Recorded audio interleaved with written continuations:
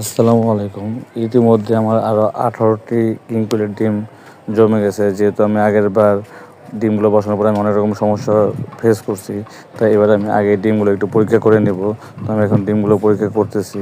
তো দেখেন একটা লাইটের ভিতরে আমি ডিমগুলো ধরে ধরে প্রতিটা পরীক্ষা করে দেখতেছি যে ডিমগুলো বসানো যাবে কিনা বা ডিমগুলোর কী অবস্থা। অনেক সময় ভাঙা থাকে, ফাটা থাকে, যে ডিমগুলো নষ্ট হয়ে যায়। কারণ এই দেখেন একটা ডিমের ভিতরে একটু লাল ব্রণ দেখা যাচ্ছে।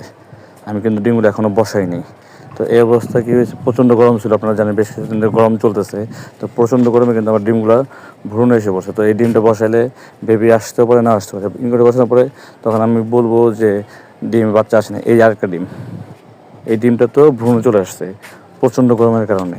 কারণ এবার ডিমগুলো আমি ফ্রিজে রাখিনি, যেহেতু আমি বসিয়ে দেবো খুব তাড়াতাড়ি, তাই আমি ফ্রিজে রাখিনি এই ডিমগুলো।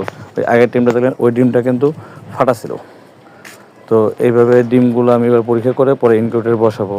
তো 18টা ডিমের ভিতরে আমি মোটামুটি 2টা ডিম পাইছি ফাটা, এবং 3টা ডিমের ভিতরে আমি এরকম ভ্রূণ পাইছি যে লাল একটু দাগ। তো এইগুলো থেকে বেবি আসবে কি আসবে না সেটা আমি জানি না। যেহেতু ভ্রূণের ডিমগুলো খাওয়া যাবে না, তাই আমি ভ্রূণের ডিমগুলো বসাই দেবো এবং ফাটা ডিমগুলো বসাই দেবো।